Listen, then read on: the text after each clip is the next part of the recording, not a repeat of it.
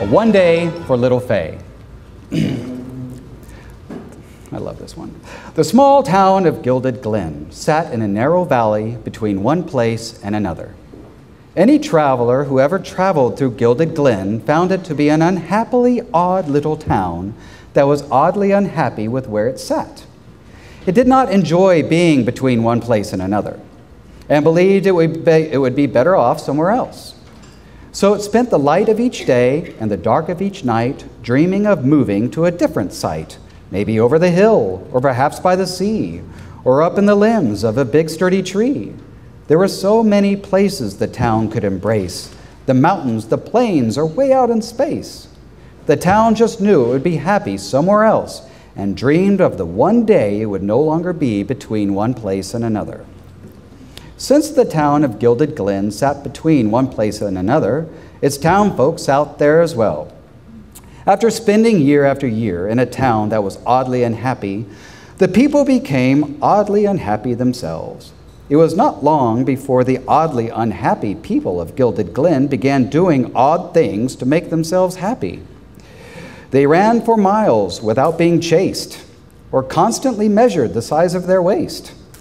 They ate types of food that made them quite ill, or began their day by taking a pill. They mixed toxic chemicals into some of their drinks, or dyed their pets a bright shade of pink. They stuck up their hair with thick, sticky spray, or devoted all their time to create a one day. What is a one day, you may ask? Well, ask little Fay. She went off in search of one not too long ago. She was just 6 years old when she woke up with an unhappy feeling in her head.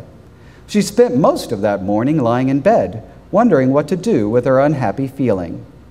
Not having an answer of her own, she asked her stuffed bear what it thought she should do. Her bear had no advice to give, so she decided to ask her parents instead. She got out of bed, slipped on her dress, grabbed her bear, and then went downstairs. Little Fay found her mom making a mess in the living room. This was not unusual for her mom, who was always preparing for one holiday or another by taking something down or putting something up. Holidays were very important to Little Fay's mom, who spent weeks practicing her penguin walk for Penguin Day, or digging up their lawn to make mud for Mud Day.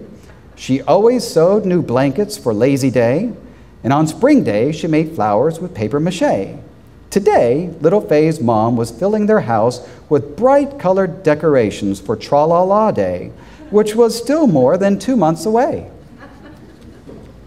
"Mom," said Little Fay, "I woke up feeling unhappy today." "Well," said her mom, "that's because you need a one day." "What's a one day?" asked Little Fay. "A one day," explained her mom, "is a day you look forward to, and it makes the other days go by a bit easier." "Do you have a one day?" asked Little Fay. "My one day," said her mom, "is when a holiday comes, and I spend my time preparing for each one." "So a holiday makes you happy?" asked Little Fay. "Well, that's the good thing about a holiday," said her mom. "If it doesn't make you happy, then it will come again next year. Now reach behind you and hand me that stuffed glittered deer." Little Fay handed her the deer, then asked, "Could you help me find a one day?" "I'm sorry, Little Fay, I don't have time today. I'm too busy hanging all this stuff. Perhaps you could see what someone else has to say." With that, her mom went back to hanging her stuff, then went to get more stuff because the stuff that she had was just not enough. Little Fay thought about using her mom's one day, but her mom never seemed to enjoy a holiday. When a holiday neared, her mom always seemed anxious and stressed. No matter what she hung or how she dressed, the brief moment of happiness was gone the next day, and then her mom began planning for the next holiday. So Little Fay decided to ask her father instead. She found her father in his office looking at a piece of paper. This was not unusual for her father, who always seemed busy moving pieces of paper from one place to another. He would sort them, fold them, stamp them, and staple them. The papers covered his desk, they covered his floor, and then eventually they wound up back in his drawer. They would stay there until the next day, and then he would sort them again in the very same way. "Father," said Little Fay, "I woke up feeling unhappy today, and Mom says I need a one day."